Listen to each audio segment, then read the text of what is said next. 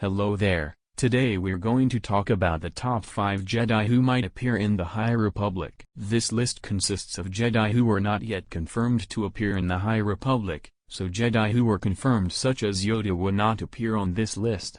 Without further ado, let's begin. For our top 5th Jedi, we have Jedi Master Tom. In both Legends and canon, Tom was the master of Quinlan was. In Legends, Tom had a relationship with Jedi Master Trace as both of them believed they would not fall to the dark side. Both of them were centuries old, but Trace was older than him. He and Trey both survived Order 66 and hid on the Wookiee planet of Kashyyyk. Tom was stationed on Kifu, the home planet of Was before the Phantom Menace. He noticed the powerful Force ability of Was and trained him in the Jedi arts, under the permission of the family of Was. In 46 BBY, the Republic discovered that Clan Sakura were involved in illegal activities on Ryloth, and Quinlan were sent there to investigate. During their investigation, they discovered that Tala Sakura was Force-sensitive and had a high midi-chlorian count, and they decided to bring Sakura to the Jedi Temple to be trained as a Jedi. In Legends, Tom died between 19 BBY and 137 ABY. Not much was known about Tom in canon apart from him being killed by Ventress during the Clone Wars, so it would be possible for Tom to appear in the High Republic. For number 4 we have Jedi Master Trace. Her species is known as a Neti, a species which have a lifespan of a few hundred years old and have the ability to shapeshift into anything they wished. In Legends, she was the master of Mace Windu. Due to her ability to live for a few hundred years old, she was very wise and often spoke in riddles. Due to her long life, she was able to master unique Force abilities such as Force Heal, Battle Meditation, a Force power which can enhance the power of an army and turn the tide in a battle, and to Taminize, a Force power which can absorb energies from blasters and even lightsaber. In Legends she had a relationship with Jedi Master Tom, believing they would not fall to the dark side. During the Clone Wars, she was the second oldest Jedi next to Master Yoda. When Order 66 was executed, Trace was on Nar Shaddaa along with Tom. Both of them were able to escape and hid on Kashyyyk with Quinlan was. Trace lived long after the fall of the Empire, joining Luke Skywalker's new Jedi Order and was a part of the Jedi High Council and Luke's new Jedi Order. She sacrificed her life along with Kate Skywalker in the year 138 ABY to save most of the Jedi from Kraid's Sith troopers. Not much was known about her in canon, apart from her being a few hundred years old. Therefore, it's highly possible for her to appear in the High Republic, and it would be a good opportunity to add to her story in canon. For number 3 we have Jedi Master Faye. Master Faye left the Jedi Order after she achieved the rank of Master, as she refused to follow the Jedi Council's order. Instead she fully followed the will of the Force. It was believed she never used a lightsaber nor killed anyone in her entire life. She was the idol of Qui-Gon Jinn. Had he never been killed by Maul on Naboo, he would have followed the footsteps of Faye, following the will of the Force completely. Although Faye was a few centuries old, she was able to look young as a reward of the Force, as she always followed the will of the Force. She was able to prevent wars in the Outer Rim, saving tons of life just by following the will of the Force to the Outer Rim. During the Clone Wars she was considered one of the oldest Jedi along with Yoda and Trace.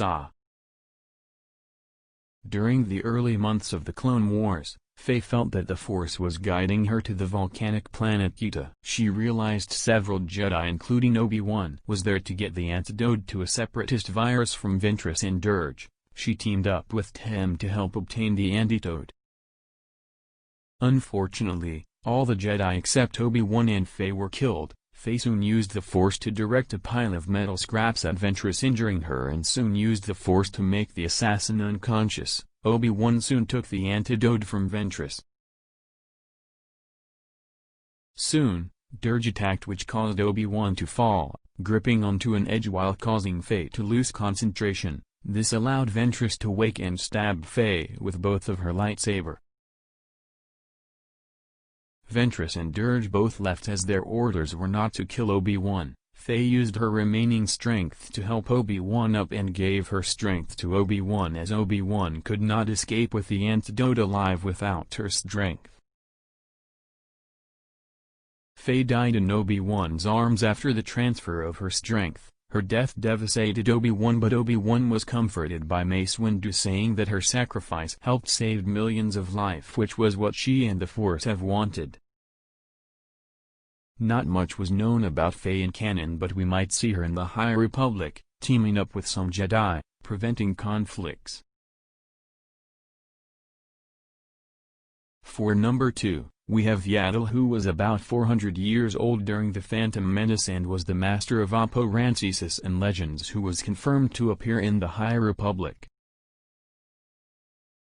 Almost 300 years before the Battle of Yavin, Padawan Yarael and her master, Palvin Kut, were dispatched to the planet Koba.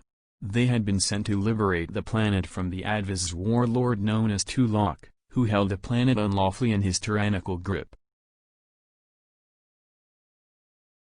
Sadly, Palvin was killed and Yarael was captured and interrogated for information by Tulak. Due to her strong will, she didn't give any information. Angered, Tulak turned Yarael into one of his slaves. After some time, Tulak decided to conquer other planets. Due to his absence, Yarael was imprisoned underground by large boulders.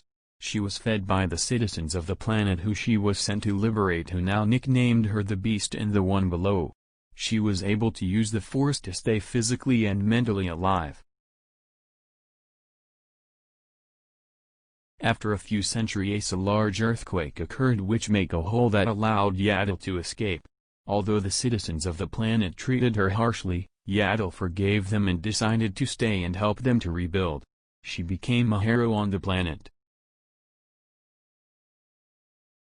One day the son of Tulak returned. He challenged Yarael in a fight to see who's stronger. Of course Yarael defeated her and Tulak's son accidentally cut his head off with the knife he's using. After that, Yarael returned to the Jedi Temple and told her story to the Jedi Council. She was immediately granted the rank of Master and Jedi Council member, as she didn't fall to the dark side although the Force had gave her such difficult trials. She was very active in collecting artifacts related to the Force for the Jedi archives, and she was known as a mother figure to all Jedi younglings. She usually sneaked sweets for Jedi younglings and turned a blind eye on the pranks of the Jedi younglings. The story of her imprisonment was widely shared to let all Jedi know how strong the Force is.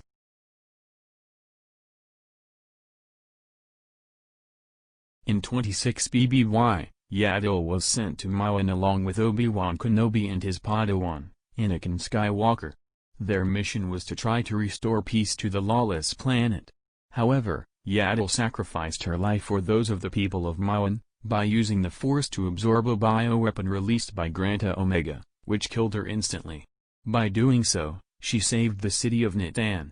Yarael was 483 years old at the time of her death. Anakin was devastated by her death, as if he wasn't held hostage by Omega, they would have captured Omega and Yarael wouldn't have sacrificed her life to save the people on Mawan by absorbing the biochemical weapon.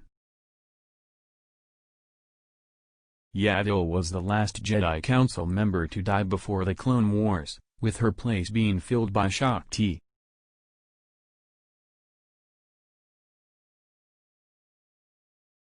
Not much was known about Yarael in canon apart from the fact that she stepped down from the Jedi Council and left the Jedi Order after the Naboo crisis.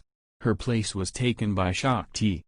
It was speculated that she was still alive by the time of the Mandalorian era. It would be highly possible for her to appear in the High Republic.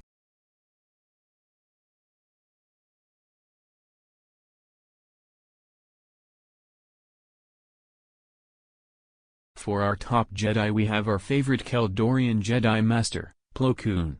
Plo Koon was the general of the 104th Battalion, also known as Wolfpack. He was on the Jedi Council before the Phantom Menace until his death. It was stated that Plo Koon was 385 years old by the time of his death, but his age in canon was unconfirmed. He was famous for valuing the life of his clone troopers for the sake of the mission, which gained the respect of his clones. He had a niece named Sha Kun who was a Jedi Knight during the Clone Wars. Sha Kun survived the slaughter from Vader, and she almost killed Vader a few days after Order 66. Plo Koon was also the one who saved baby Ahsoka from a Zygarian slaver who claimed that he was a Jedi coming to claim Ahsoka. In reality, the Zygarian slaver wanted to turn baby Ahsoka into a slave, but Plo Koon arrived on time to save baby Ahsoka from the Zygarian slaver and recruited Ahsoka into the Jedi Order.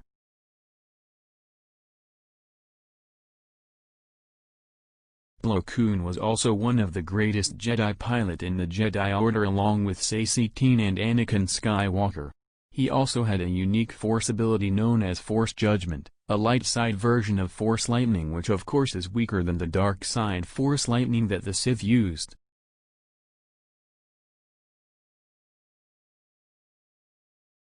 He was killed during Order 66 by the clones he fought along with. However, his clone commander, Commander Wolf, disobeyed Order 66 and joined the Rebel Alliance to defeat the Galactic Empire.